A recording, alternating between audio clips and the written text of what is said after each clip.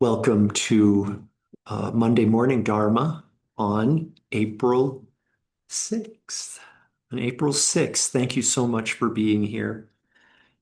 So, this morning's meditation, we're going to meditate on the dangers of lower rebirth.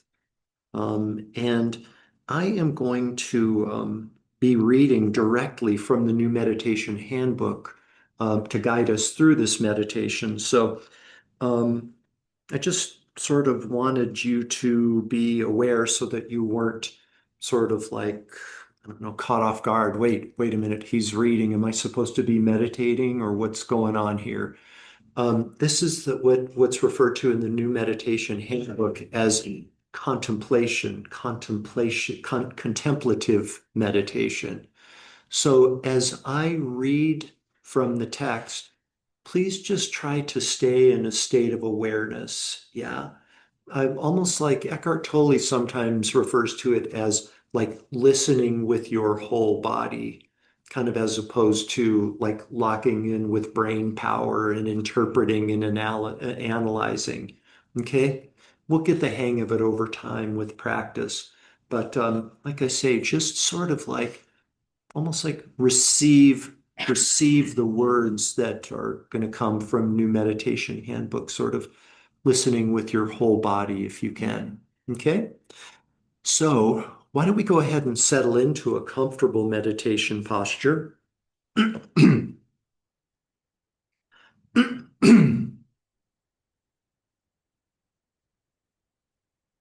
Please take care to ensure that your spine is straight and relaxed.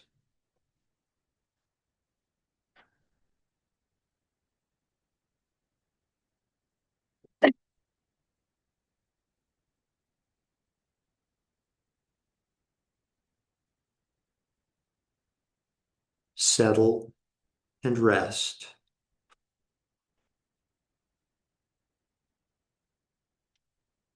Please feel free to take as your role model for a correct, comfortable meditation posture, the mountain,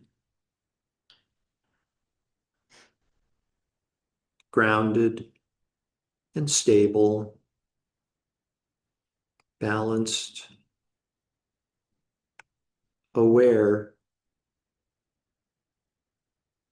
resting in ancient awareness, silently observing,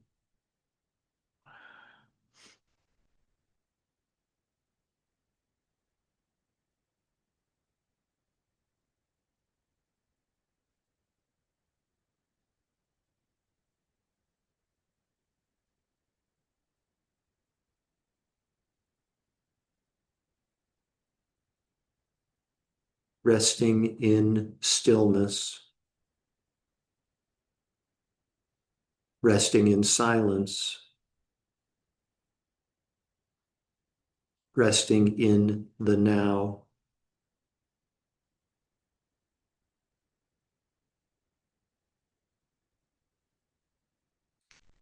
Please gently transition into meditation on the inner body.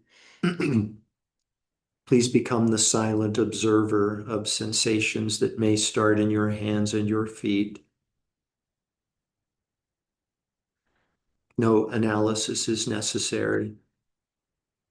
Just be the silent observer of these sensations and allow a more awakened state of awareness to emerge.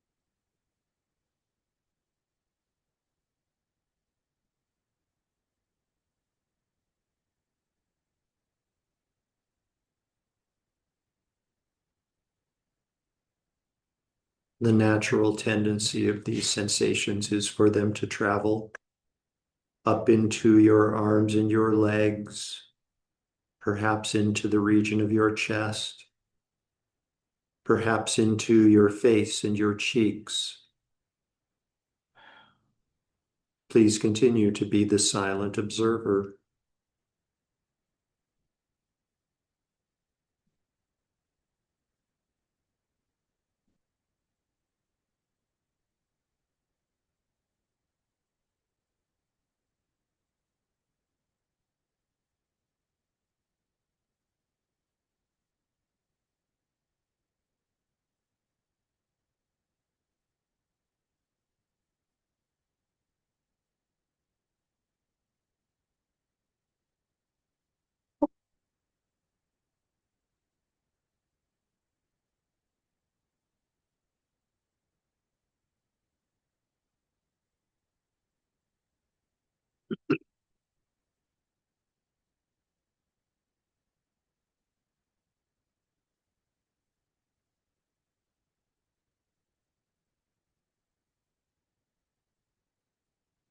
This morning's Lamrim meditation is on the dangers of lower rebirth.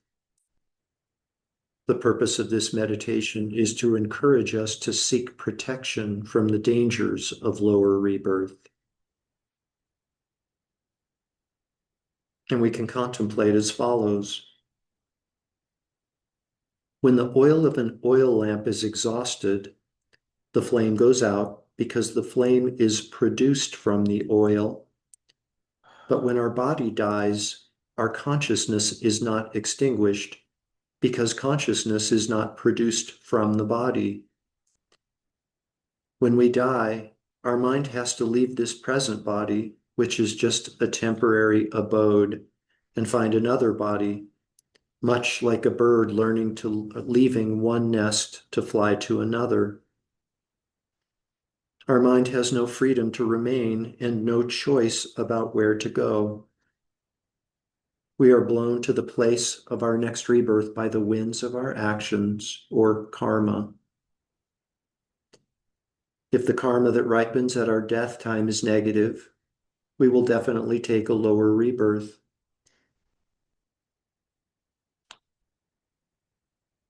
Heavy negative karma causes rebirth in the lowest realm. Middling negative karma causes rebirth as a hungry ghost. And the least negative karma causes rebirth as an animal. It's very easy to commit heavy negative karma. For example, simply by squatting a mosquito out of anger, we create the cause to take the lowest rebirth. Throughout this and all our countless previous lives, we've committed many heavy negative actions. Unless we've already purified these actions by practicing sincere purification practice, these potentialities remain in our mental continuum, and any one of these negative potentialities could ripen when we die. Keeping this in mind, we should ask ourselves, if I die today, where will I be tomorrow?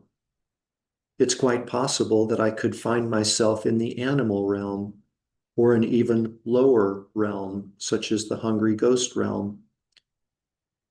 If someone were to call me a stupid cow today, I would find it difficult to bear. But what will I do if I actually become a cow, a pig, or a fish, which is the food of human beings?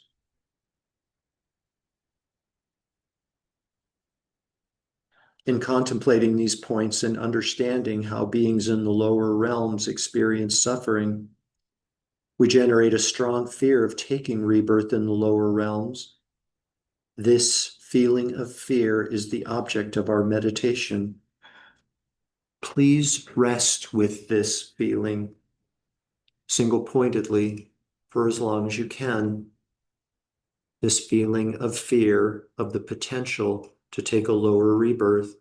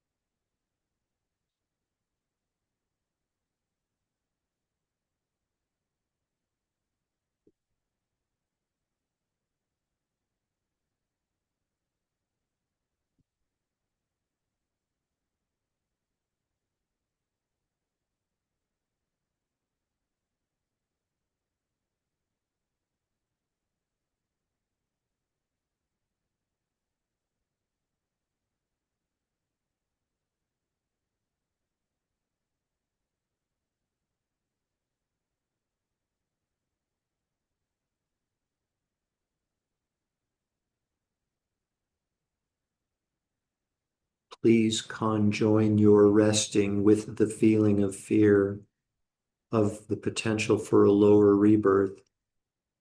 Please conjoin this feeling with meditation on the inner body.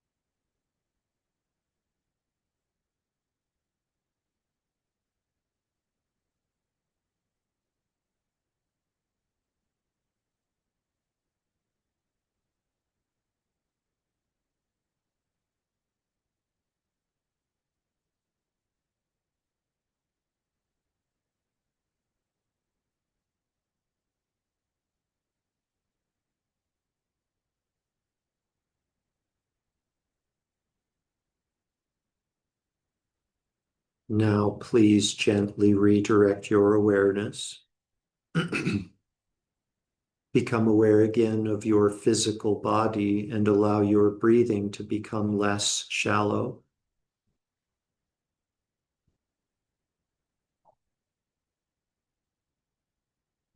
Taking deeper and deeper breaths, become aware again of the garments of clothing resting on the surface of your body.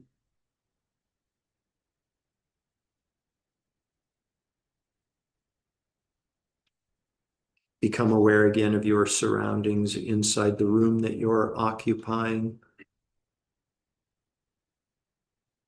Deeper and deeper breaths, becoming aware again of the world that exists outside of the room that you're occupying.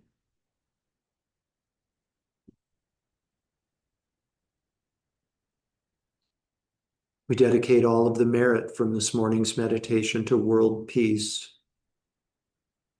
May leaders of countries who are at odds with one another soon come to recognize that nothing is accomplished with anger. Instead, may they resolve their differences using minds of patient acceptance, empathy, compassion, and wisdom. And may we individually make the greatest contribution we can to world peace by resolving differences in our own lives using minds of patient acceptance, empathy, compassion, and wisdom.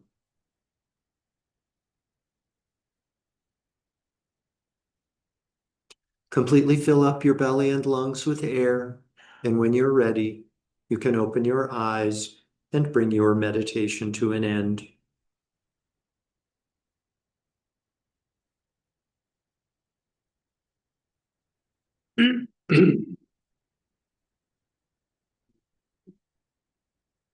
Thank you. Thank you, and welcome back.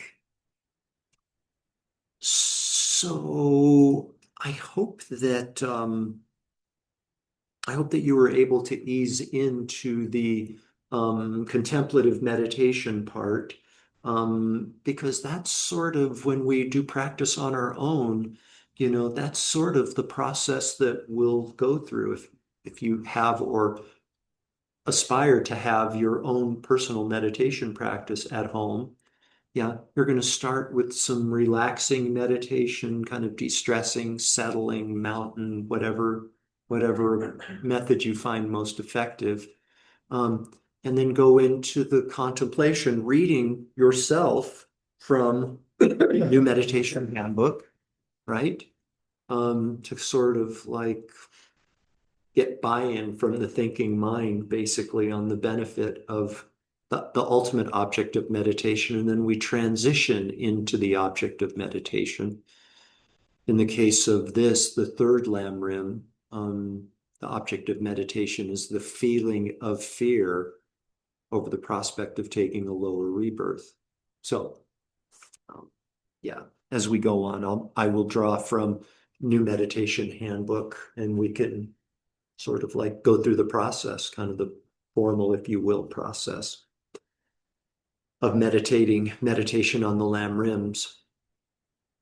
So we're on to the fourth lamb rim for now. I mean, please know we could spend weeks on each of these lamb rims, and I hope that over the course of your future Dharma life, you'll spend weeks studying and deepening your experience.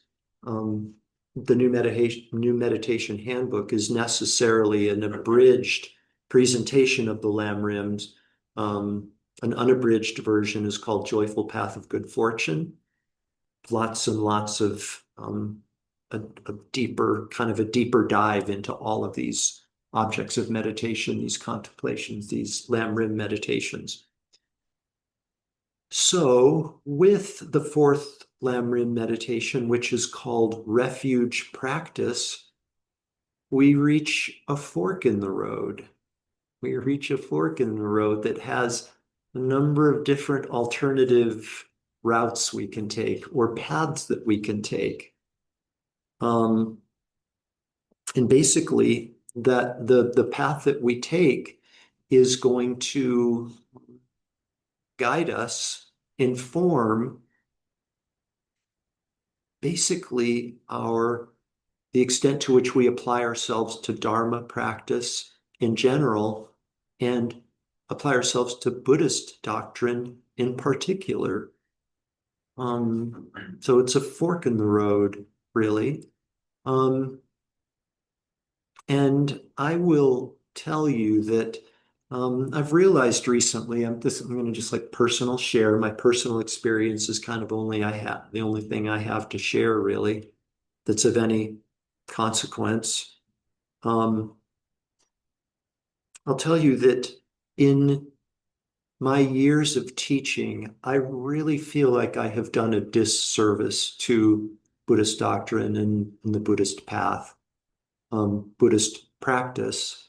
Um, Over the course of my adult life, I have become so sensitive to proselytizing and to dogma. And as I was teaching meditation, both sort of generalized meditation and Buddhist specific meditation, I just turned myself inside and out to make sure that nothing I said came across as being proselytizing or dogmatic. And in so doing, I think I did a disservice to the path because my experience of the path is that it is a very beautiful path. This doctrine is very beautiful. Um, it's a complete path. It's an effective path. Um, and it's flexible, right? There's flexibility in Buddhist doctrine. Like nobody will ever say, well, if anybody says you should check their credentials and maybe be a little bit, I don't know, whatever. But yeah, if anybody says you must do this, you know, then step back and assess. Because the Buddha said over and over in presenting this doctrine, over and over, he said, don't do these things just because I suggested it and I'm the Buddha. Check it out for yourselves. See if it works. See if it makes sense, and then see if it works. And over in the Pali Canon, you'll see like written written presentations of the teachings of Buddha to the monks. And over, he'll say, what do you think, monks?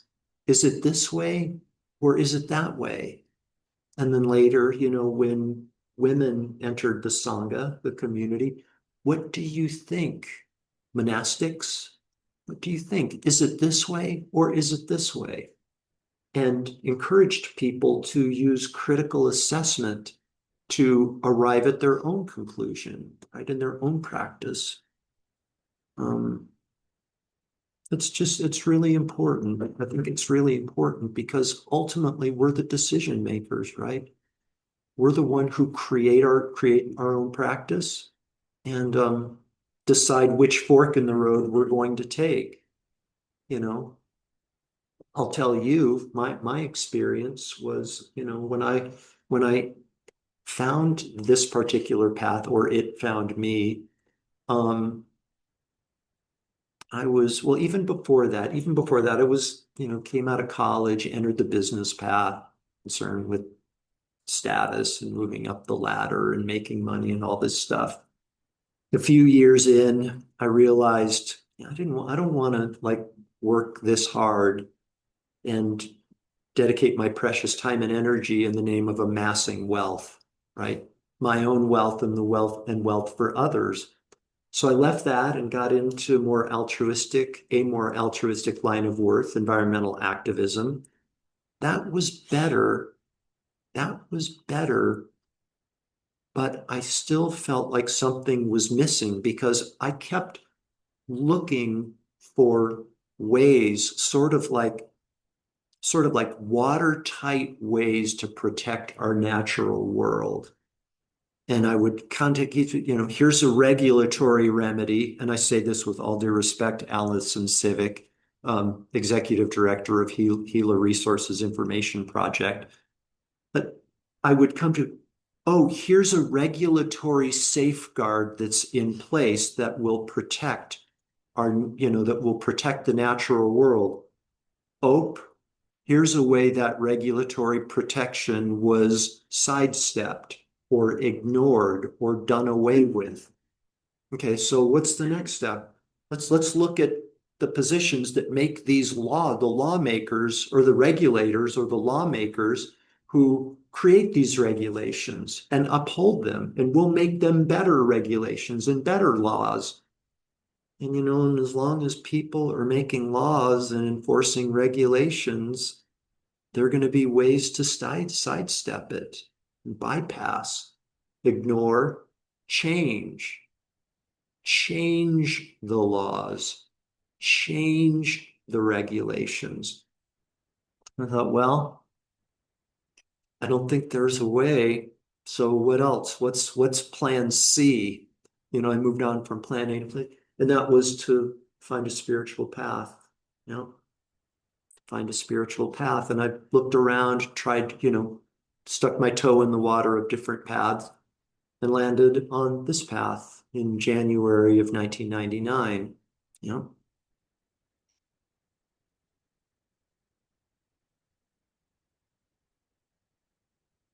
and what I want to share with you is that I didn't land in Kadam Dharma and say, I'm home. Thank goodness. Salvation is here. No, I, I went kicking and screaming, really, with these teachings because I'd become an expert at blaming external situations on my problems, external situations, people who contribute to those situations, places, inanimate objects. I was like a black belt or a black belt in blaming the outside world for my problems.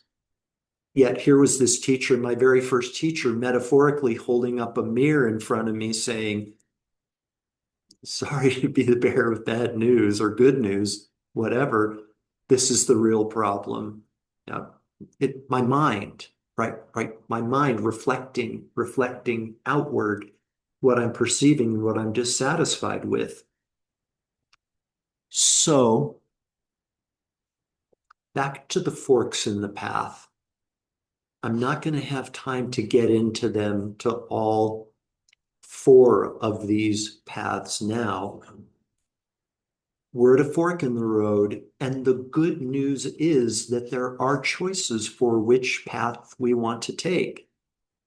And the more good news is this is not a lifelong decision, right? Which fork in the path we decide to take.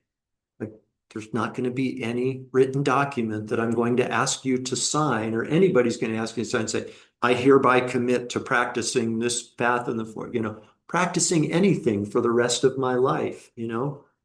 We can come back and say, whereby at the time I first learned about this lamb rim meditation called refuge practice, this is the fork that was the best fit for me at this point in my life, right? But things have changed. Things have changed. It's now a better fit for me to take instead this fork. And, again, you don't even have to choose any of these forks. But to the extent that you do, we can come back and we can change. We can pick a different route. We can modify.